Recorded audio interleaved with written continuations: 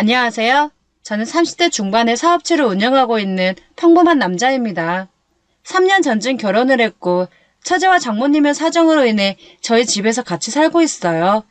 저희들은 아직 아이가 생기지 않아 조금 힘들긴 하지만 그래도 아내와 둘이 알콩달콩 조금 더 살아봐도 괜찮을 것 같다는 생각에 3년이 지났어도 여전히 신혼부부처럼 사는 중입니다.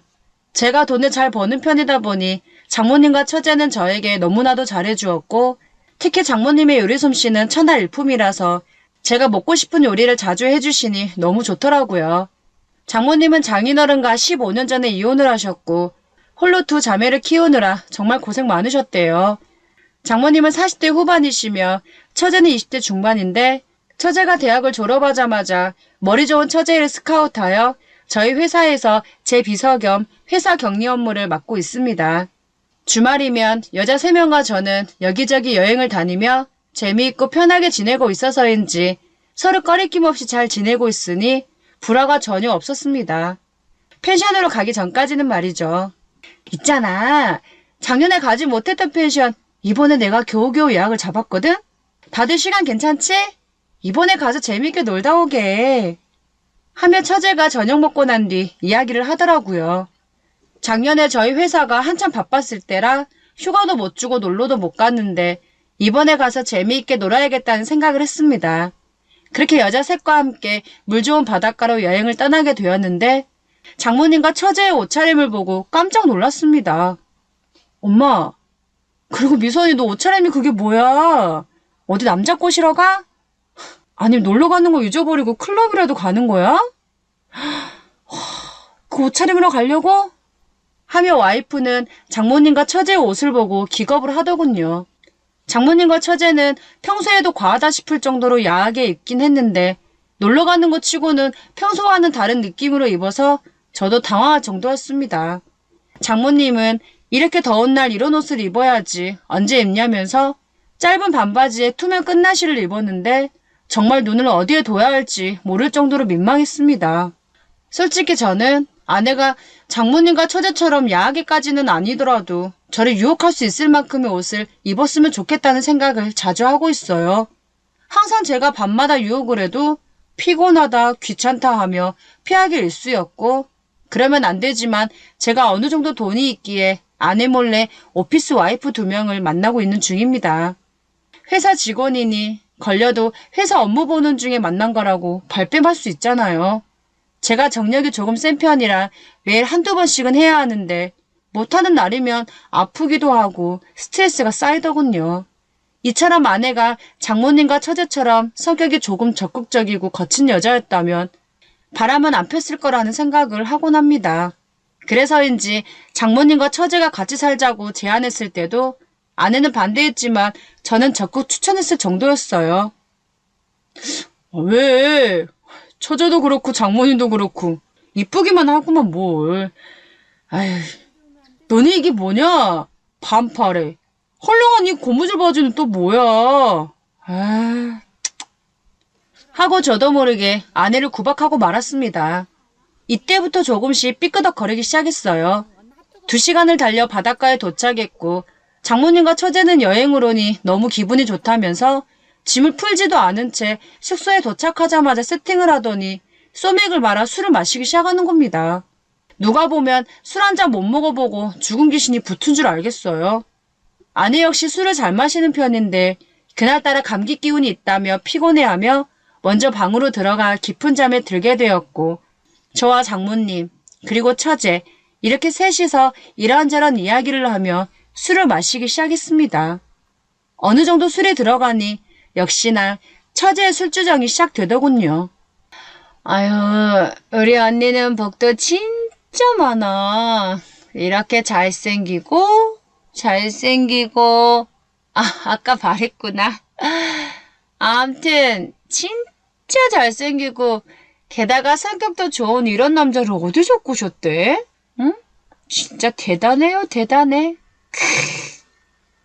하고 말을 하는데 처제 술주정은 많이 봐왔지만 그날은 정말 다른 때와는 다르게 귀엽게 말을 하더라고요. 저도 모르게 웃음이 지어졌고 저는 처제에게 에? 언니가 그래? 언니가 날 꼬셨다고? 아닌데. 언니가 나를 꼬신 게 아니고 내가 언니를 꼬신 거야. 이쁘고 착한 데다가 어르신들한테 배려가 넘치는 사랑스러운 여자에게 어떻게 안 반하겠어. 하고 말을 해주었습니다. 그 말을 들은 처제는 입을 삐쭉 내밀더니 이럴 줄 알았으면 형부 앞에서 어른들 도와드리고 클럽도 자주 안 가고 조신하게 살았어야 하는데 그때 형부를 처음 봤을 때 마음에 안 들어서 언니 번호를 준 자기 잘못이라며 신세 한탄을 하더군요. 처제와 저는 처음 만난 곳이 클럽이었는데 처제를 보고 친해지고 싶어서 번호를 주고받게 되었고 호감이 가서 처제에게 사귀자고 했더니 싫다고 하며 질질 끌다가 자기 언니를 소개시켜준 거였거든요. 그러다가 처제보다 언니에게 더 끌려 사귀게 되었고 결혼까지 한 특이 케이스예요. 그때 분명 제가 마음에 안 든다며 이 핑계 저 핑계 대며 피하더니 이제 와서 제가 돈을 많이 벌어서인지 아님 다른 이유가 있어서인지 몇 개월 전부터 저에게 대놓고 유혹하는 게 보일 정도였어요. 처제의 이야기를 들은 장모님은 하긴 미경이보다 미선이 너하고 김서방하고 궁합이 잘 맞을 것 같긴 하더라. 내가 남자 보는 눈썰미 하나는 끝내주는데 미선이 너는 왜 남자 보는 눈이 엄마보다 더 떨어지니? 큰일이다 큰일이야. 하고 말을 하며 티격태격 하는데 너무 귀여워 보이면서 당황스럽기도 했습니다. 이제 와서 그런 말 해봤자 어쩌겠어요. 이미 미경이와 결혼해서 아이 만들 계획을 하고 있는걸요. 장모님은 미선이와 이야기하면서 갑자기 제 얼굴을 보고 돌변하시더니 내가 남자 보는 눈썰미는 있지만 미선이 너처럼 그렇게 남자에게 직설적으로 말하는 게 좀 부럽긴 하다. 엄마가 10년만 젊었어도 김서방을 내 남자로 만들 자신 있는데 몸 까고 보면 너보다 내가 더 이쁠걸? 하며 남자인 제가 앞에 있는데도 아무렇지 않게 말을 하는 겁니다. 그 말을 들은 저는 너무나 부끄러웠고 먼 산을 보는 척 했습니다. 장모님은 40대 후반이지만 배드민턴과 산악 자전거를 자주 타셔서인지 어깨 근육과 다리 각선미가 아주... 예전에 아내에게 저도 모르게 이런 말 했다가 지금 살고 있는 아파트를 공동 명의해주고 비상금까지 탈탈 털린 적이 있거든요. 장모님은 술을 조금씩 더 드실 때마다 야한 농담의 수위가 점점 높아지셨는데 그 말을 듣고 있던 처제는 장모님이 사위한테 꼬리치는 것 같아 보기 이상하다며 잠시 누워있다 올 테니 술 마시고 있으라고 하며 방으로 들어가 버렸습니다. 처제가 방으로 들어가자마자 갑자기 장모님은 완전히 다른 여자로 변해버리기 시작했고 저에게 큰딸과 결혼한다고 처음 인사드리러 왔을 때 이렇게 돈도 많고 멋진 남자에 머리털이 엄청나게 풍성한 남자의 묘한 매력에 빠져들었는데 점점 시간이 지날수록 너무 힘들다며 저에게 대놓고 말씀하시는 겁니다. 장모님께서 저를 좋아하고 있다고 하시는데 이게 행복한 고민인 건지 불행한 고민인 건지 모르겠더라고요. TV나 인터넷으로만 봤지 직접 제가 장모님께 이런 말을 들을 거라곤 꿈에도 생각 못했기 때문이죠. 저는 장모님에게 두근거리거나 설레는 감정이 전혀 없었기 때문에 은근슬쩍 꼭 잡은 두 손을 떼어내야겠다고 생각하며 쓱 잡아 뺐지만 무슨 힘이 그렇게 센 건지 제 혈관이 다 터져버릴 정도로 꽉 잡고 놔주질 않으시더군요. 장모님과 저는 그 자세로 20분 정도를 같이 있었고 숨막히는 그 상황에서 장모님은 자기 얼굴을 봐보라며 자기 손으로 제 얼굴을 잡아버리고 말았고 점점 장모님의 입술이 다가오는데 갑자기 등에 소름이 쫙 끼치는 겁니다. 여자한테 억지로 당해본 적도 없을 뿐더러 이성으로 생각하지 않은 사람과 절대로 안 하고 싶었거든요. 눈 질끈 감고 있던 그때 정말 고맙게도 처제가 방에서 문을 벌컥 열고 나오더라고요. 엄마! 형부랑 둘이 지금 뭐 하는 거야? 이 아줌마가 술에 취하더니 또 이 짓거리 하네. 빨리 떨어져. 형부 지금 식은땀 흘리는 거 안 보여? 손 놔. 손 놔. 무슨 본드를 붙여놨대? 왜 이렇게 안 떨어져? 진짜. 하며 정말 고맙게도 처제는 장모님의 손을 때려 겨우 제 몸에서 떼어내주었고 약간 해롱거리는 장모님을 침대로 눕혀드렸습니다. 처제는 저에게 짧은 시간이지만 엄마 상대하느라 정말 고생 많았다며 더워 보이니 나가서 바람 좀 쐬고 오자며 제 팔짱을 끼고 밖으로 나가더군요. 도대체 이 집 여자들은 왜 이렇게 저를 가만히 놔두질 않는 건지. 밖으로 나와서 얼마 걷지도 않았을 때 처제는 제 손을 잡고 으슥한 곳으로 가더니 갑자기 절 벽에 밀쳐버리고는 자기 입술을 제 입술에 포개버리는 겁니다.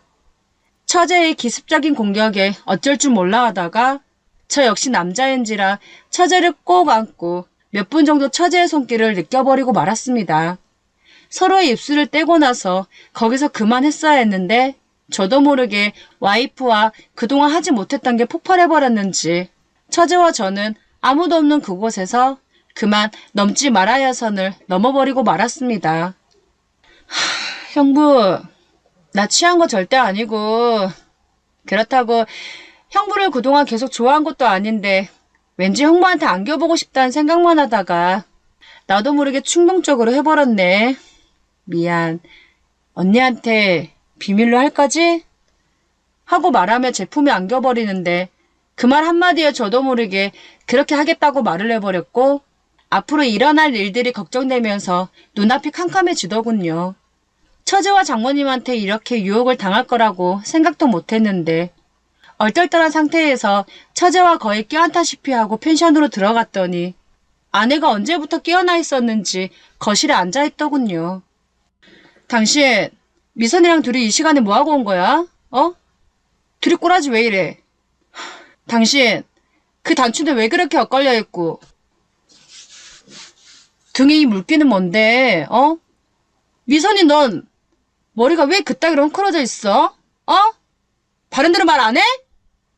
하며 화를 냈는데 어떻게 해서든 이 상황을 수습해야만 했고 머리를 굴리고 있던 그때 처제는 정말 당돌하게 말하더군요. 형부랑 좀 놀다 왔는데 그게 뭐 어때서? 형부가 언니 소유물도 아니고. 아 맞다. 언니 형부 단속 잘해놔. 오늘 형부 하는 거 보니까 조금 욕심나던데? 하고 말을 하는 겁니다. 그 말을 들은 아내는 어이가 없다면서 평소 다른 여자들과 바람피는 것도 모자라 처제를 건드냐면서 화를 내기 시작했습니다. 아내 몰래 바람피고 있다는 걸 정말 최대한 조심했었는데 어떻게 걸렸는지 도무지 생각해도 모르겠더군요. 머리 굴리지 마. 내가 그것도 모르는 등신인 줄 알았어? 그거 하나 못 참고 여기까지 와서 너 이혼 생각 꿈도 꾸지 마. 알았어? 하며 아내는 끝내 눈물을 보이고 말았고 소리를 고래고래 지르며 자기 인생 책임지라며 말을 하는데 정말 너무 미안해서 어쩔 줄 몰라 하고 있던 그때 싸우는 소리를 듣고 장모님이 깨어나 나오시며 무슨 일이냐고 물어보시더군요. 장모님은 아직도 술이 덜 깬 건지 비틀거리셨고 아내는 장모님께 방금 있었던 일들을 토시 하나 안 틀리고 다 말해버렸고 장모님은 가만히 듣고 계시더니 오늘은 그만 자고 술 깨면 내일 이야기하자며 들어가시려고 하는 겁니다. 아내는 장모님에게 엄마 진짜 이상하다. 처지랑 형부가 있단 말을 하고 사이가 바람을 피고 있는 걸 딸이 알고 있었는데 엄마 화 안 나? 설마 엄마까지 이 사람이랑 무슨 일 있었던 거 아니지? 하고 말하는데 장모님은 원래 거짓말을 잘 못하시는 분이시라서인지 얼굴에 다 티가 나더라고요. 장모님의 태도에 아내는 더 펄쩍 뛰고 난리를 쳤고 우리 집 여자들은 다 미쳤다며 이혼서를 갖다 줄 테니 각오 단단히 하고 있으라며 짐을 싸서 차를 가지고 펜션을 떠나버리고 말았습니다. 그 사건 이후 아내와 저는 이혼을 하고 말았고 현재 처제와 장모님 그리고 저 이렇게 세 사람이 한 집에서 살고 있긴 한데 숨이 막힐 지경입니다. 이혼을 했으니 따로 혼자 살고 싶었지만 아내에게 위자료를 모두 줘버린 터라 재산이 없었고 열심히 일하며 돈을 모으고 있긴 하지만 빨리 대출이라도 받아 전셋집을 구해 나가고 싶은 마음뿐입니다.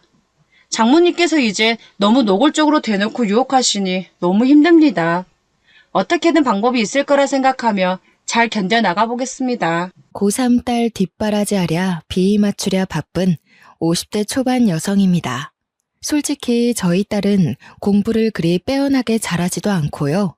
또 그리 열심히 하지도 않는 것 같은데 고등학교 3학년이라고 유세란 유세는 어찌나 부리는지 거실에서 텔레비전 하나 못 보게 해요. 제가 거실에서 드라마라도 한 편 보잖아요. 바로 나와서 텔레비전 소리 줄이라고 뭐라고 하더라고요. 이해해줘야지 뭐 어쩌겠어 라고 생각하다가도 귀가 저리 밝아서야 공부가 되기는 되는 걸까 싶었네요. 지금도 저는 딸이 뭐라고 할까봐 안방에 들어와서 라디오를 듣고 조심스레 사연을 적는 중이에요. 이번에는 또 키보드 소리가 크다고 와서 뭐라고 할까봐 신경 쓰이네요. 그런데 정말 솔직하게 말하자면요. 고등학교 3학년이라고 유세 부리고 성질 부리는 딸이 저는 너무나도 기특하더라고요. 대부분의 제 또래 부부들은 자식들이 성질 부리면 키워준 은혜도 모른다느니 다 크고 부모 섭섭하게 한다더니 그런 식으로 말하고는 하던데요. 우리 가족과 다른 가족들이 조금은 다른 사정을 갖고 있어서 서로의 마음이 다른 것 같더라고요. 저도 언젠가 딸에게서 배은망덕하다는 감정을 느낄 수 있을까요? 아무튼 우리 가족은 이렇게 잘 살고 있어요 하고서 자랑하고 싶은 마음에 이 사연을 쓰게 되었어요. 이 사연을 적으며 벌써 눈물이 날 것 같지만 꾹 참고 열심히 적어볼게요. 저는 위로 오빠가 한 명 있고요. 워낙 가부장적인 가정 속에서 자랐어요. 매 끼니마다 오빠가 남긴 밥과 반찬을 먹는 건 기본. 어린 나이부터 여자라는 이유로 요리면 요리, 설거지면 설거지, 온 집안일을 하며 자라왔네요. 주방에 들어오기라도 하면 큰일이라도 날 듯 굴던 아빠와 오빠가 생각나네요. 아빠와 오빠는 저와 엄마가 밥상을 차리지 않는 한 손 하나 까딱도 안 했죠. 그런 가정 환경에서 자랐던 제가 성인이 되고서 결혼 소식이 따로 없자 엄마부터 시작해서 할머니, 아빠, 오빠 아주 집안이 난리가 나더라고요. 제가 어디 하자 있는 것도 아닌데 왜 결혼을 안 하냐는 소리부터 시작해 맞선을 알아봐 주겠다면서 부모님 친구의 아들을 소개해주려 애쓰더군요. 그 당시엔 결혼을 안 하면 사람을 이상하게 보곤 했기 때문에 그렇게 등 떠밀려 맞선을 봤어요. 부모님 친구의 아들이라는 사람과 맞선을 보고 몇 번을 더 만나니까요. 자연스럽게 결혼 얘기가 오가면서 결혼 분위기가 형성되더니 어영부영 제 의견을 말할 시간도 없이 그 사람과 결혼하게 되더군요. 처음부터 그 사람이 제 마음에 들었던 것은 아니었는데 또 그리 마음에 안 들었던 것도 아니었거든요. 다만 조금 더 알아갈 시간이 있었으면 좋았을 텐데 싶어요.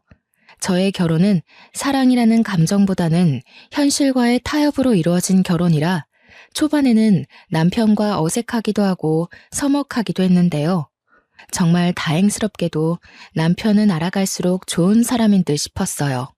저희 부모님은 정말 한 가부장 하셨거든요. 그런데 남편은 2대 독자여서 그런지 시부모님은 더했지 덜하지는 않더라고요. 저는 결혼하면서 집을 구할 때 시댁에 들어가지도 않고 일부러 시댁과 멀리 떨어진 곳으로 구했는데요. 세상에 시부모님이 우리를 따라서 옆집으로 이사까지 오셨었어요. 교육해야 한다면서요. 어느 정도인지 대충 예상 가시죠? 진득하게 따라온 시부모님은 역시나 한 가지만 하시지 않으셨네요. 제가 만든 반찬 트집 잡기는 물론이고 매일같이 신혼집에 찾아와 참견하시고요.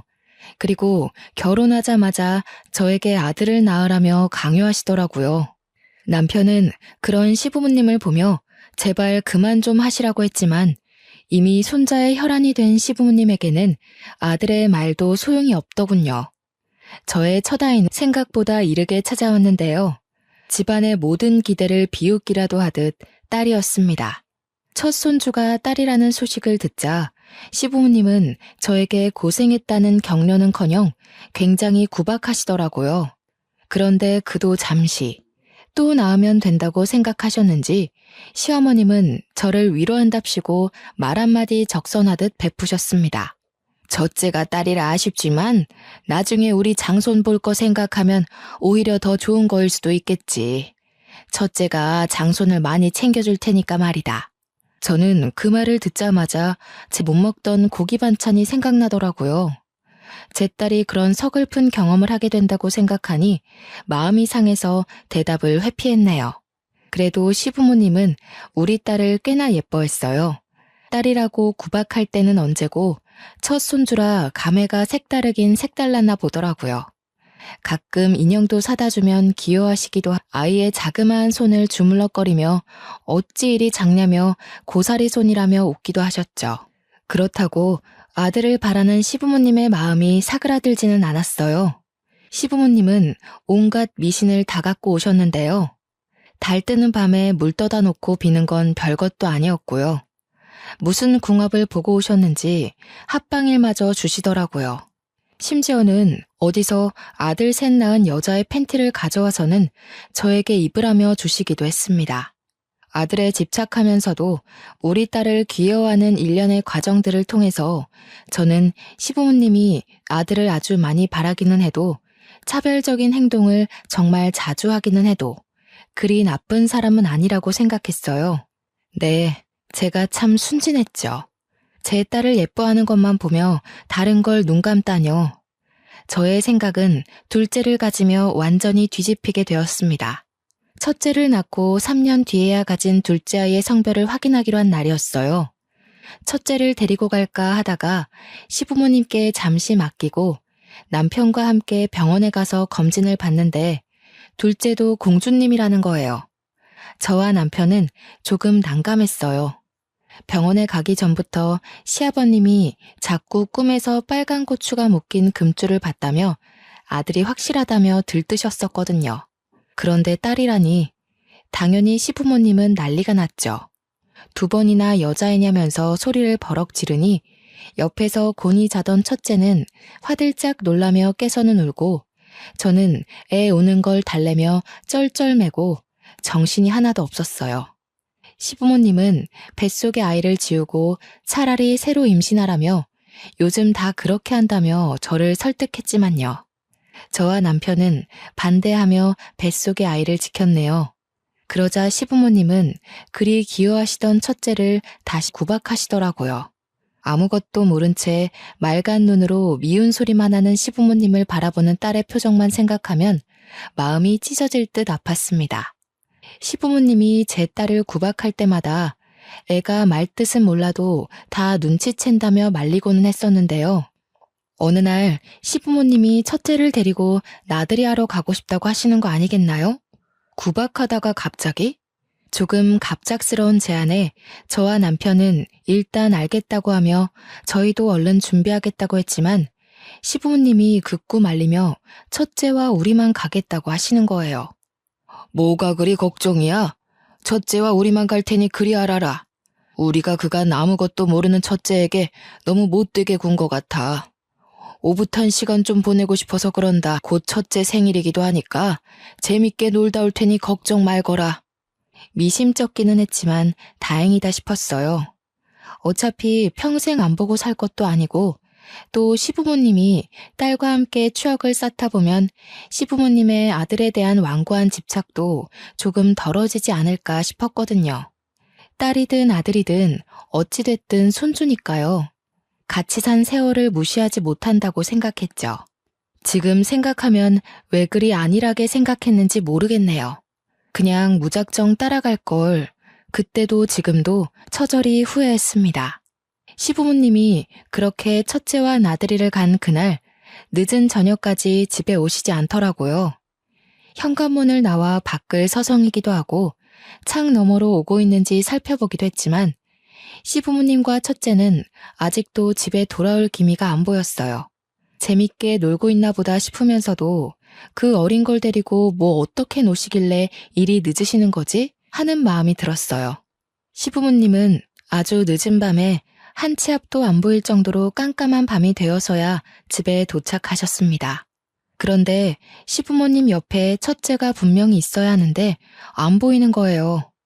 저는 당황하며 시부모님께 아이가 어디에 있는지 여쭤보았죠. 그런데 시부모님이 하시는 말이 아주 사람 분통 터지게 하더라고요. 어린 것이 아장아장 걸으려고 하길래 손 붙잡고 걸었더니 어느샌가 보니까 애가 없어졌더라고. 우리가 근처 파출소도 가보고 미아 찾기 방송도 해봤는데 소득이 없었어. 미안해서 어째? 어떡하면 좋아? 저는 이 상황이 이해가 안 가더라고요. 저보다 당황해야 할 사람은 아이를 잃어버린 시부모님 아니겠어요? 그런데 아주 침착하고 태연하게 말씀하시니 제 목소리가 점점 커질 수밖에 없었습니다. 네? 소진이를 잃어버려요? 언제 어디서 잃어버리셨는데요? 아이가 사라졌으면 당장 전화라도 하셔서 저와 남편에게 말씀해 주셨어야죠. 왜 이제야 말씀해 주시나요? 이거 혹시 몰래카메라 그런 건가요? 장난하지 마세요. 재미없어요. 우리가 이런 장난을 왜 하겠니? 일단 미안하다. 우리도 당황해서 밤이 이리 껌껌해질 때까지 아이를 찾아다녔는데 아이가 나타나질 않았어. 그 어디냐? 공원 근처에서 잃어버린 것 같기도 하고. 늦게 알아채서 정확히 기억이 나질 않아. 믿고 싶지 않아서 장난치시는 거라고 생각했어요. 장난도 아니라니 하늘이 이리 무심할 수가 있나요? 게다가 시부모님은 아이를 잃어버린 장소와 시간대를 어물쩡거리며 잘 모른다고 답하시더군요. 밤 늦은 시간에 큰 소리가 오가자 남편도 나와서 무슨 일이냐고 물어보더니 상황을 파악하고는 바로 나갈 준비를 마쳤습니다. 저도 그런 남편을 따라서 옷을 챙겨 입었네요. 제가 여쭤볼 때는 어물쩡거리며 모른다더니 남편이 정색하며 언제 어디서 잃어버리셨냐고 물어보니까 시부모님은 데리고 나간 지 얼마 안 돼서 그 호수공원에서 잃어버리셨다고 말씀하셨어요. 그리고 정말 당연하게도 낮에 잃어버린 아이를 자정이 다 되어가는 밤에 찾을 수 없었습니다. 하루아침 사이에 아이를 잃어버린 부모의 마음이란 그렇게 비참하고 애탈 수가 없었네요. 혹여나 수상한 사람을 따라갔다가 험한 꼴을 당하고 있는 건 아닌지 저는 극단적인 상상조차 하게 되었고 그럴수록 아이를 찾는 일에 매달렸어요.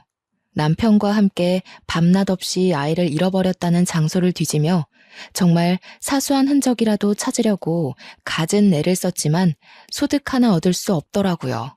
시부모님은 일주일 정도 저와 남편의 눈치를 보다가 첫째에 대한 악담을 늘어놓으며 아이를 잃어버린 당사자 같지 않게 행동하기 시작하더군요. 있을 때는 그리 귀여워하더니 이게 말이 되는 행동인가요? 아이를 잃어버려서 한 가족의 평화를 망쳐놓고는 아이에 대한 악담을 하다뇨. 저는 그런 시부모의 행동에 분노를 느끼며 혹시 일부러 잃어버린 거 아니냐며 몰아붙였고 남편은 잔뜩 흥분한 저를 안고는 토닥이며 잠시 진정하라고 하더라고요. 시부모님은 그런 저를 기가 막힌 눈으로 쳐다보며 헛웃음을 짓더니 빈정이 상한 목소리로 그렇다고 말했습니다. 그래, 일부러 버리고 왔다. 근데 네가 감히 시부모 앞에서 소리를 질러? 아이도 임신했고 그 아이도 딸이라면서. 내가 점을 보고 왔는데 첫째 아이 사주가 남자를 잡아먹는 사주라면서 첫째가 없어야 그 후에 장손을 볼 수 있다더라. 그래서 우리가 악역을 자처해 버리고 왔지. 지금이야 힘들겠지만 분명 나중에는 감사해야 할 거다. 다시는 겪고 싶지 않은 정말 몹시도 비참한 순간이었네요. 머리에 찬물이 끼얹어진 것처럼 머리가 멍하고 몸을 제대로 가눌 수 없었어요. 시부모님은 저와 남편에게 근처 호수공원에서 잃어버렸다고 거짓말했다며 사실은 저 멀리 보육원에 버리고 왔다고 하더라고요. 남편이 어떻게 그럴 수가 있냐며 소리를 지르는데 저는 믿을 수 없는 현실에 눈 초점조차 제대로 잡히지 않더라고요. 어디에다가 내 딸을 버렸냐며 울부짖는 남편의 목소리와 그저 때되며 고마워할 거라는 말만 하는 시부모의 말이 번갈아 가듯 허공을 맴돌더니 저의 가슴에 비수가 되어 꽂혔고 광경을 가만히 바라보던 저는 갑자기 배가 너무 아프고 머리가 어지러워 결국 쓰러지고야 말았습니다. 일어나니 병원이었고 그 모든 게 꿈이 아니더군요. 남편은 저의 손을 붙잡은 채 울고 있었어요. 안 좋고 힘든 일은 왜 항상 겹쳐서 오는지. 그때는 하늘이 너무 무정하게 느껴지고 이 모든 상황이 원망스러웠습니다. 남편이 저에게 미안하다며 뱃속에 품은 지 몇 달도 안 된 둘째를 보내줬다면서 우는데요. 제가 위험해서 수술에 동의했다면서 그리 하염없이 우는데 그런 남편을 보면서도 저는요, 눈물 한 방울조차 안 나오더라고요. 2명의 아이를 이렇게 쉽게 잃을 수가 있나? 현실 같지 않고 악몽을 꾸는 것 같았어요. 저는 몸부터 회복해야 했기에 그때 남편이 참 고생을 많이 했었죠. 첫째를 찾기에는 둘이서도 버거울 텐데 남편은 입원한 저까지 챙겨가며 첫째를 찾아야만 했습니다. 그러니 우리의 모든 노력은 물거품이 되어버렸고 우리는 2 아이를 모두 한순간 잃어버렸다는 걸 인정할 수밖에 없었네요. 시부모님과의 관계는 끝을 모르고 최악으로 향했죠. 여기서 어떻게 더 최악일 수 있을까 싶었는데요. 최악에도 정도가 있는지 그럴 수가 있더라고요. 시부모님은 여전히 정신도 못 차린 채 입난 저를 찾아오기까지 하시며 아들을 낳으라고 말했습니다. 오히려 잘 되지 않았니? 또 딸을 낳으며 시간을 낭비하는 것보다는 바로 한 번에 남자아이를 낳는 게 너에게도 좋은 선택지일 거다. 애 낳는 게 얼마나 힘든 일인데. 지금이야 네가 많이 힘들겠지만 그래도 아들 하나 낳고 보면은 모든 게 다 나아질 거야. 누구 때문에 자식을 2이나 잃었는데 이가 바득바득 갈리더군요. 반성조차 하지 않는 태도에 시부모님이 과연 사람이기는 한 것인지 의심이 갈 정도였네요. 인두껍을 쓴 인간, 아니 그보다도 못한 무언가로 느껴졌죠. 남편은 너무나도 지친 얼굴로 그런 시부모님을 바라보다 한마디 했습니다. 그게 대체 사람이 할 말입니까? 이게 대체 사람이 할 짓이고요. 왜 이렇게 악독하게 변해버리셨나요? 우리 첫째, 사랑하는 우리 딸, 저와 아내 앞에다 다시 데려다 놓지 않으면 저도 부모님에게서 자식을 없애버릴 겁니다. 다시는 제가 죽을 때까지 부모님 안 볼 거라고요. 그러니 제발 돌려놔 주세요. 제발요. 시부모님 2분 모두 남편이 처절히 무너지는 모습을 보면서도 별다를 게 없는 표정이었어요. 시어머님은 남편이 안쓰럽기는 했는지 남편을 안아주려 했으나 남편은 그런 시어머님의 몸짓을 피하더라고요. 시아버님은 찌타고 혀를 한번 차시더니 말씀하셨네요. 아직도 정신을 못 차린 게야. 정신머리 빠져가지고는 어디서 큰 소리를 내? 지금이야 이 애비를 원망하겠지만 나중에는 분명히 감사해야 할 거다. 더 멀리 미래를 생각해야지. 장손을 낳거라. 그럼 모든 것이 해결돼. 말이 통하지 않는 벽도 이보다는 말이 통할 것 같았네요. 말을 할 수 없는 짐승조차도 이보다는 나을 것 같았고요. 제가 퇴원하고 나서도 시부모님은 저희 집까지 찾아와서 계속 아들을 낳으라며 종용했습니다. 그때까지도 첫째 딸의 소식은 없었어요. 저와 남편이 전단지를 수백 장 뿌려도 파출소에 밥 먹듯 오가며 실종아동이 있는지 물어도 이 좁은 대한민국 땅에서 딸 하나 찾기가 그리 어렵더군요. 바로 옆집에 살았기 때문에 시부모님을 완전히 무시하기가 힘들었지만요. 저와 남편이 충청도로 거주지를 옮기면서 연을 확실하게 끊어냈습니다. 저도 남편도 시부모님을 바라보기가 힘들었거든요. 용서를 빌기는커녕 잘못이 무엇인지 모르시기도 했고 시부모님을 볼 때마다 가슴 속에서 천불이 나서 제가 무슨 짓을 저지를지 저조차 알지 못할 정도로 자제력을 잃은 상태였습니다. 네, 시부모님은 그렇게 아들 울부짖더니 정말 하나뿐인 아들을 그 나이에 그렇게 잃고야 말았습니다. 당시에는 정말 뭐 하나라도 깨부시고 올 걸이라고 생각했는데요. 지금 생각해보니 시부모님에겐 아들과 영 끊기는 것이 최고의 복수 아니었나 싶네요. 이사를 가더라도 왜 굳이 충청도로 이사했는지 궁금해하실 수도 있어서요. 간단히 말을 해보자면 충청도를 선택하고 이사한 이유는 딱 하나였어요. 전국 8도를 다 돌아다닐 텐데 충청도가 한반도 위치상 중간에 있기 때문이에요. 시부모님이 보육원의 첫째를 버리셨다고 하니 보육원이란 보육원은 다 찾아서 전화하고 전국을 다 돌아다니기로 했죠. 남편은 다니던 직장마저 관둔 채 그리 시간을 보냈네요. 거주지를 옮겨가며 애타게 찾기를 반년. 시부모님이 처음 잘못 알려준 정보 때문에 애꿎은 호수공원을 뒤지면서 시간을 낭비하고, 제가 쓰러지며 둘째마저 이룬 후 입원하며 또 시간을 낭비하고, 충청도로 이사 준비를 하며 낭비한 시간이 셀 수 없이 많았어요. 처음부터 헛되게 날린 시간이 너무 많아 아이를 제대로 찾기 어려울 거라는 예상은 했지만, 그래도 신이 있다면, 신이 우리를 버리지 않았다면 금세 찾을 수 있을 거라고 생각했는데, 어느덧 반년이 지나자 그럼에도 불구하고 흔적조차 못 찾자 사람이 미칠 것 같더라고요. 정말 매일 밤 눈물로 지새우며 보냈습니다. 제대로 잠들지도 못하고요. 나중에는 또 아무런 정보조차 못 들을까봐 보육원에 전화를 거는 게 무서워지더군요. 남편과 제가 돈도 안 벌고 딸만 찾으러 다니는 생활을 오다 보니까요. 나가는 돈은 많고 들어오는 돈은 없고 당연히 생활할 돈이 부족해졌습니다. 우리가 언제까지 현실을 마냥 무시하며 살 수는 없겠더라고요. 딸을 찾으러 다니더라도 현실과 적당히 타협하기로 했죠. 어떻게 해야 돈을 벌면서도 이걸 계속 이어갈 수 있을까 고민이 많이 되더라고요. 후보는 많았습니다. 택시기사, 야채 트럭 장사, 사회복지사.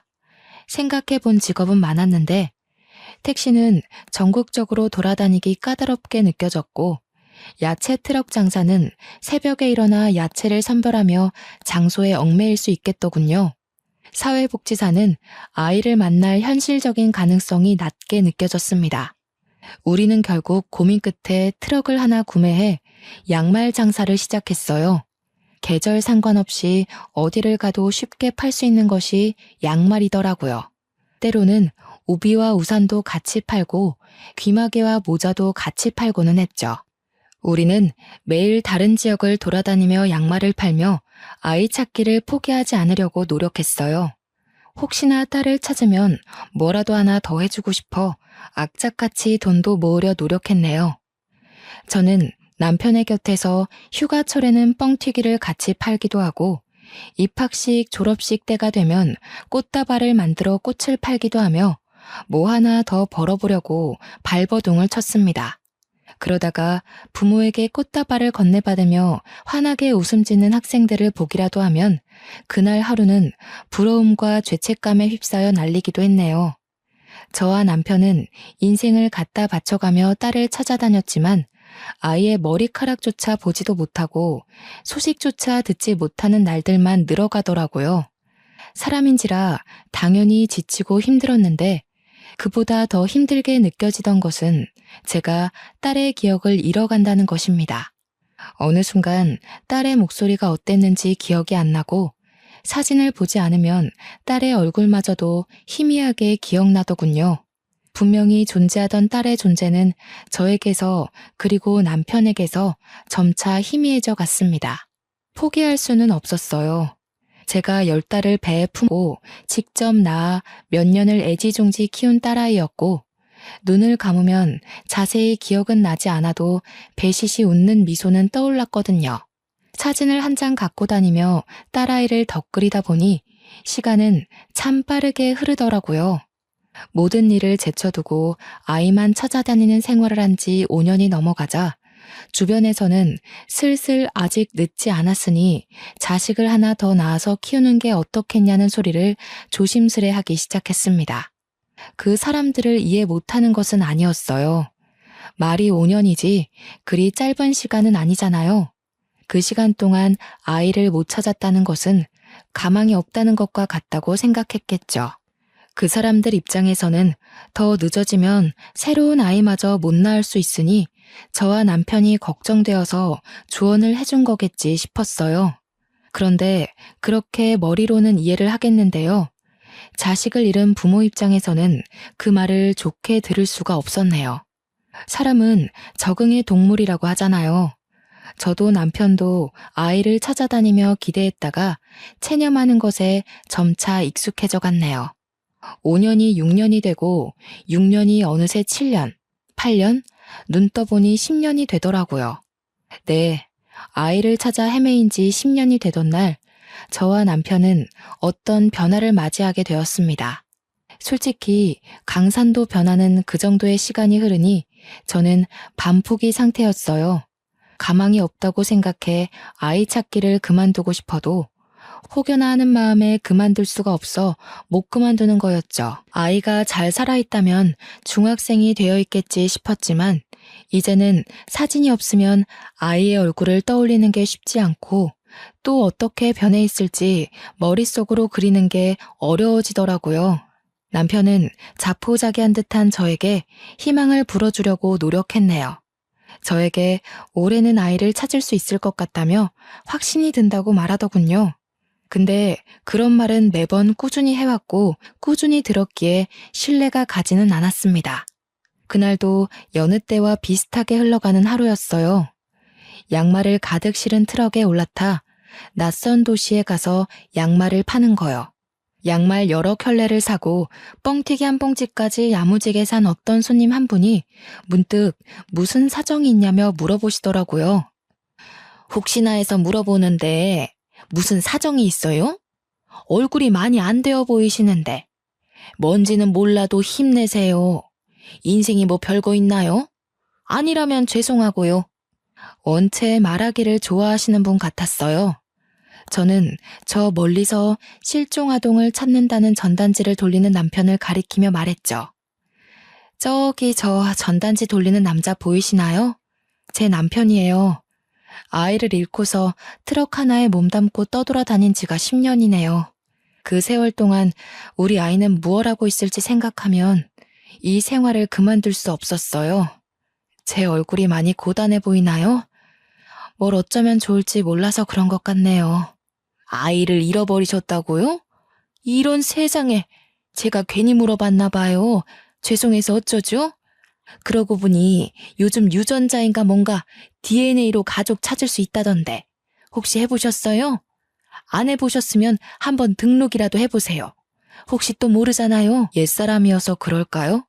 아니면 몇 년이 지나 예전처럼 파출소로 자주 찾아가지 않아서 그럴까요? 처음 듣는 정보였어요. 손님께 감사해하며 얼른 남편을 불렀죠. 전단지를 만들어 여기저기 퍼뜨릴 생각은 했어도 유전자 등록이라니. 그 길로 바로 남편과 저는 유전자를 등록하러 갔어요. 세상 참 좋아졌다 싶었네요. 왜 이런 걸 이제야 알았을까 자책되기도 했고요. 저와 남편의 유전자를 등록하며 일말의 기대는 있었지만 체념에 익숙해진 저는 기대를 하지 않으려 했습니다. 역시나 별다른 연락은 오지 않았네요. 아이 하나만 바라보고 찾아다닌 지 10년. 그 긴 시간에도 불구하고 장난 전화는 익숙해지지 않더라고요. 아니, 익숙해지기는 했지만 상처에 익숙해지지가 않았네요. 들을 때마다 화가 나고 때로 악의 없이 장난치는 어린아이들의 목소리를 들으면 세상이 미워지고 그랬습니다. 그날도 장난 전화가 걸려오더군요. 전단지를 흩뿌리고 나서는 장난 전화가 늘 끊이지 않았지만 그래도 혹시나 하는 마음에 전화란 전화는 꼬박꼬박 받았는데요. 그걸 누가 알고는 못된 장난을 꾸준히 이어가곤 하더라고요. 유난히 재수가 없던 날이었어요. 얼마나 재수가 없었냐면요. 어떤 사람인지 아침부터 장난 전화를 계속 걸고는 제가 받으면 엄마 엄마 하며 간절히 우는 소리를 내는데요. 제가 화가 나서 이런 식으로 살지 말라고 하면 재밌는 말이라도 들은 듯 하하하 하고는 비웃더라고요. 번호를 바꿔가면서 장난 전화를 걸길래 화가 나서 대답도 않고 전화를 끊으면 그리 간절하지는 않나 봐요? 하며 약을 올리기도 했어요. 딱 보기에도 한두 명이 그러는 게 아닌지 계속 다른 번호와 다른 목소리로 전화가 오면서 1시간이 넘도록 그리 장난을 쳤습니다. 본인에게는 장난이었겠지만 저에게는 장난처럼 느껴지진 않더군요. 아이를 잃은 부모에게 아이처럼 엄마라 부르며 우는 목소리를 내다니 아기를 갖지 않고서는 힘들겠죠. 정말 아침부터 모멸감을 느끼기도 하고 사람에 대한 정이 다 떨어져 나가는 걸 느꼈어요. 겨우 아침밥을 다 먹고 나갈 준비를 하는데 이번에는 남편의 핸드폰으로 전화가 오는 게 아니겠어요? 슬쩍 보니 저장도 안 된 번호라 저와 같은 장난을 겪을까봐 걱정되더라고요. 전화를 제가 먼저 받았네요. 여보세요? 하고는 상대방의 목소리를 잠시 듣다가 뭔가 심상치 않은 느낌에 남편을 불러 스피커폰을 킨 후 같이 듣는데요. 전화를 듣던 우리의 표정은 조금씩 달라지기 시작했습니다. 진짜인가요? 거짓말 하시는 거 아니고요. 이거 몰래카메라 같은 건 아니죠. 장난 전화도 아니고 정말 진짜인 거 맞는 거죠. 하나님 세상에 정말 감사합니다. 예기치 않게 찾아온 기쁜 소식에 정말이냐고 묻는 말밖에는 할 수가 없더라고요. 핸드폰만 붙들고 정말인 거 맞냐고만 물어보다가 전화가 끊기자 저와 남편은 어느새 얼싸안고서 눈물을 뚝뚝 흘리며 엉엉 울었습니다. 다름이 아니라요. 전에 손님에게 들은 말을 따라서 우리가 유전자 등록을 했었잖아요. 전화가 와서는 이번에 유전자가 일치하는 아이가 있다는 말을 들었어요. 그때 너무 기뻐서 자세하게는 기억이 안 나는데 아무튼 나이도 성별도 너무나 우리 딸이 맞았고 또 아이 측에서 만나고 싶다는 연락이 왔다고 하네요. 우리한테도 만나보시겠냐는 의사를 물어보시는데 당연히 괜찮다고 당연히 언제든지 상관없다고 말하면서 감사하다는 말만 되풀이하게 되더라고요. 그저 스쳐 지나가 다시 볼 수 없던 그 손님 덕분에 우리가 유전자 등록을 하고 그게 이렇게 이어지다니 너무나 기쁜 마음을 숨길 수가 없었습니다. 다시 만나게 된다면 정말 이 모든 은혜를 베풀이라 그리 생각했어요. 모든 것이 믿기지 않고 꿈이 아닐까 싶어 두렵기도 하던 와중에 시간은 여느 때와 같이 무심히 지나가더군요. 저와 남편이 평생을 기대하고 소망하고는 했던 날에 아침이 밝아왔습니다. 새벽부터 일어나 머리도 하고 화장도 하고 옷도 제일 신경 써서 입으며 남편도 저도 서로에게 이거 괜찮아? 100번은 말한 듯해요. 누구를 만나러 간다고 해도 이렇게까지 신경 쓴 적은 없었는데 잃어버린 우리 딸을 만나러 간다니 온몸이 떨리고 우리 딸 마음에 쏙 들고 싶어서 잘 보이고 싶어서 머리부터 발끝까지 신경을 쓰게 되더라고요. 약속 장소에 도착하자 심장이 막 쿵쾅거리고 불안하기도 하고 그냥 벌써부터 눈물이 나올 것 같았습니다. 남편도 긴장이 됐는지 주차를 하면서도 손을 미세하게 떨더라고요. 차문을 열고 나가기 전에 서로 심호흡을 하며 격려해 주었죠. 괜찮을 거야. 우리 딸이 부담스럽지 않게 하자. 우리가 꿈꿔왔던 날이니까 걱정하지 말자. 저와 남편은 서로의 손을 꽉 붙잡고 건물 안으로 조심스레 들어갔어요. 들어가자마자 어떤 중학생쯤 되어 보이는 아이가 앉아있는 게 눈에 박히더군요. 아이와 눈이 마주치자마자 저 아이가 바로 내 아이라는 확신이 들면서 마음이 술렁거렸지만 오랜만에 첫 만남을 저의 눈물로 망치고 싶지는 않았기에 요동치는 제 감정을 억지로 억누르고 눈물을 참으려 노력했습니다. 마주 앉아 딸과 인사를 나눴는데 그 모든 상황이 벅차오르더라고요. 일단 아이의 음료부터 사주고 싶어서 뭐 먹을래? 하고 물어보았습니다. 딸은 코코아가 먹고 싶다고 말했어요. 어렸을 때도 단 거라면 사족을 못 썼는데요. 일이 오랜만에 만났는데도 그 사실은 변하지 않았더군요. 나오길 기다리면서 무슨 말이라도 꺼내야겠다고 생각했었지만요. 너무 오랜만에 보는 다시는 못 볼 수 있겠다 생각했던 딸의 모습을 볼 수 있게 되자 그저 하염없이 바라만 볼 수밖에 없었어요. 단정하게 빗어진 아이의 머리카락, 반듯한 이마와 살짝 처진 속눈썹, 동그란 어깨와 조약돌 같은 아이의 손톱, 어색한 듯 미묘하게 내려간 입꼬리. 귀하다는 게 이런 건가 싶고 행복했어요. 음료를 마시면서 천천히 우리의 이야기를 펼쳤습니다. 딸은 우리가 어떻게 지냈는지, 본인을 찾기는 했는지 물어보더라고요. 깊은 대화를 이어가게 되었네요. 그럼 어떻게 찾지 않을 수가 있겠니? 다니던 직장도 그만두고 충청도로 거주지도 옮겨가며 온 사방을 다 떠돌아다니며 널 찾아 헤맸지. 성과는 없었지만 지금 네 얼굴을 바라볼 수 있으니 그것만으로 만족한단다. 딸은 궁금한 게 많았는지 끊임없이 우리에게 질문하더군요. 그런 딸을 바라보며 저와 남편은 우리가 얼마나 너를 찾아다녔는지, 우리가 어떻게 헤어지게 되었는지 그 모든 것을 사죄하듯 낱낱이 다 말해주었습니다. 얼마나 찾아다니셨어요? 어떻게 우리가 헤어지게 된 거고요? 왜 이제서야 우리가 만나게 된 건가요? 왜 제가 만나자고 하는 걸 수락하셨어요? 널 잃어버린 날부터 단 하루도 빠짐없이 네 생각을 안 한 적이 없었어. 그 후 내 모든 인생을 포기하고 너를 찾아다녔다 해도 과언이 아닐 정도로 그리 찾아다녔어. 자그마치 10년이야. 솔직히 만나지 못할 거라는 생각도 했지만 너를 찾아다니는 걸 포기할 수는 없었어. 죽지 못해 살았단다. 너를 잃어버린 건 우리가 아니라 나의 부모님이었지. 그때 이후로는 연락을 안 해서 지금은 어떻게 살고 있는지 알 수는 없지만 그때 부모님이 우리에게 아주 큰 잘못을 저질렀단다. 그래서 너를 잃어버리게 된 거야.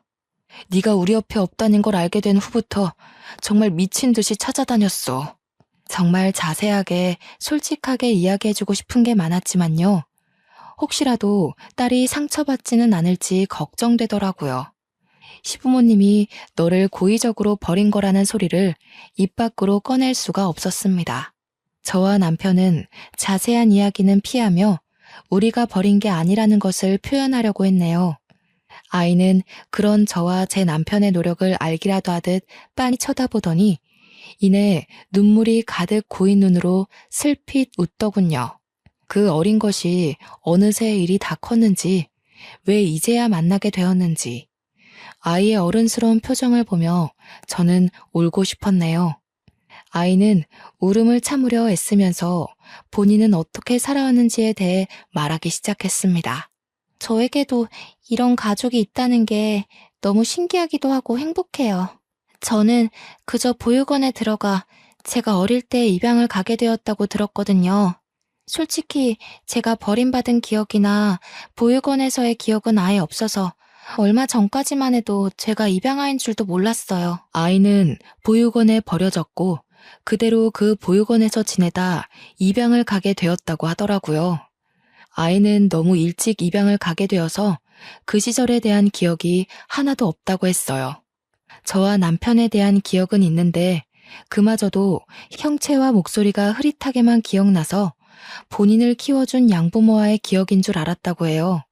그래서 입양아인 것을 알게 된 후에야 그게 친부모와의 기억이었구나 생각했다고 말했습니다.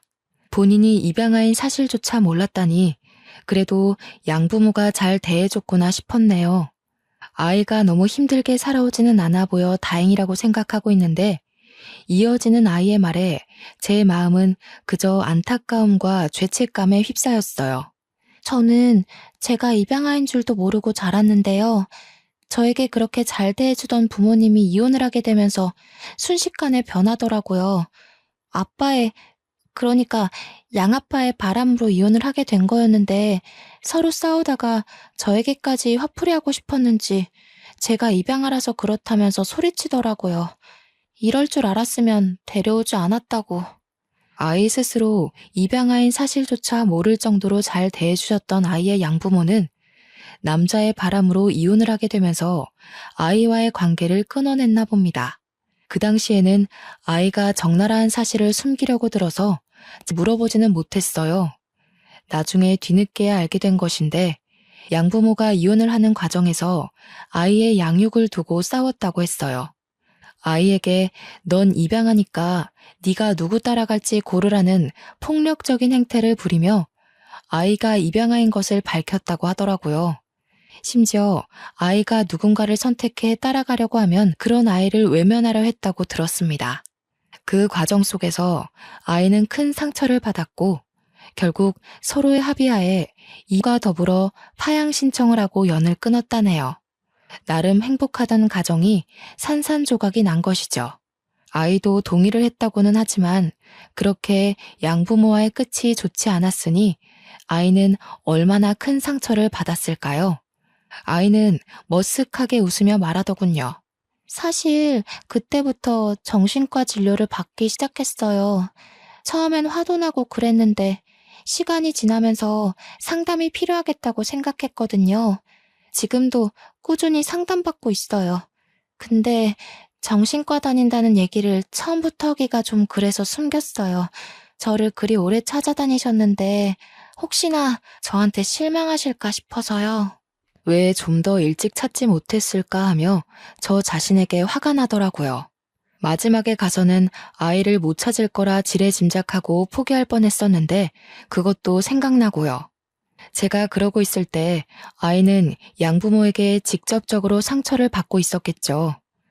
아이의 양부모에게도 당연히 분노하게 되더군요. 이렇게 쉽게 파양을 할 거면 애초에 왜 입양했나요? 아이에게는 그저 후회스럽고 미안하기만 했습니다.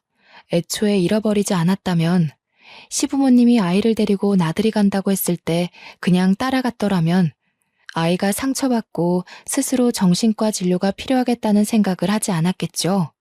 정신과 진료가 나쁘다는 것은 아니지만 아직 고등학생도 채 안 된 아기가 정신적으로 많이 힘들어하는 걸 보니 근본적 원인이 없었다면 일하는 가정을 안 하기가 힘들더라고요.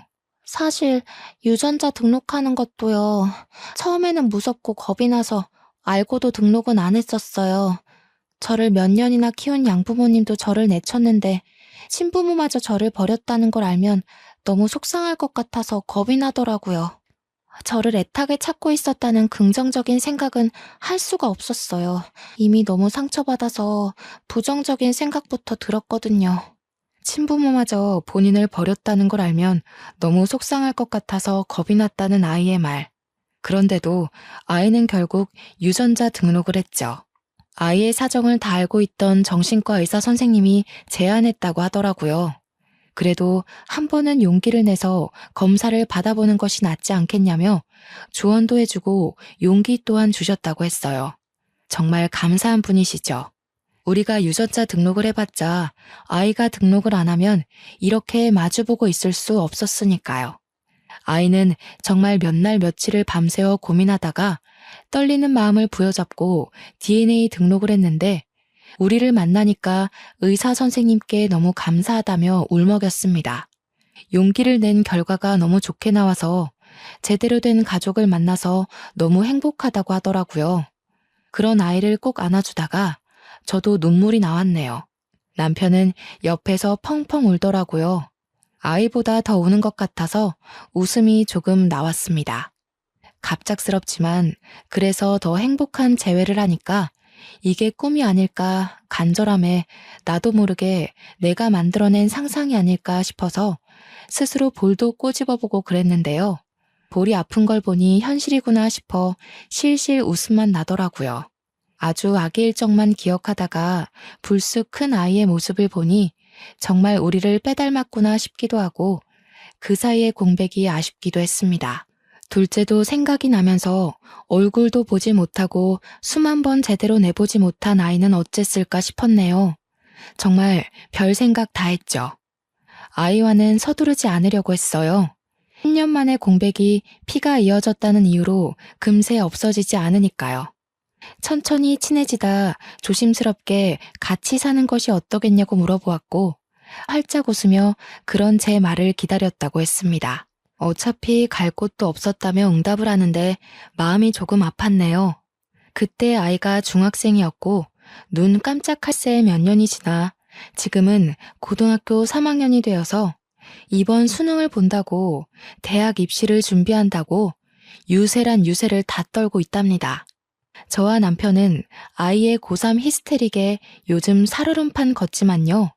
너무나도 행복해요. 우리가 편하지 않다면, 우리를 믿지 않는다면 딸은 저렇게까지 성질을 부리지 못했을 테니까요. 물론 조금 성질을 줄여줬으면 좋겠다는 마음은 당연히 있죠. 점점 심해지는 것 같기도 해서 딸의 이런 모습을 좀 더 즐긴 후에 조심스레 말해보려고요. 아이를 잃고 다시 찾기까지 참 여러 일이 있었고 많은 시간이 지났네요. 유전자 등록이라는 것을 알려준 이름 모를 손님과 딸에게 용기를 준 딸의 상담의사 선생님께 너무나도 감사하고 앞으로 딸아이의 상처를 보듬어주면서 사랑만 가득가득 주려고 해요. 그간 전해주지 못한 사랑이 너무나도 많이 쌓여가지고요. 지금은 잃어버린 10년에 비하면 딸과 정말 짧은 시간 함께 했는데 앞으로 살아가면 살아갈수록 떨어져 있던 그 10년이 짧게 느껴질 수도 있겠죠. 그러면 저는 여기서 글을 마치도록 할게요.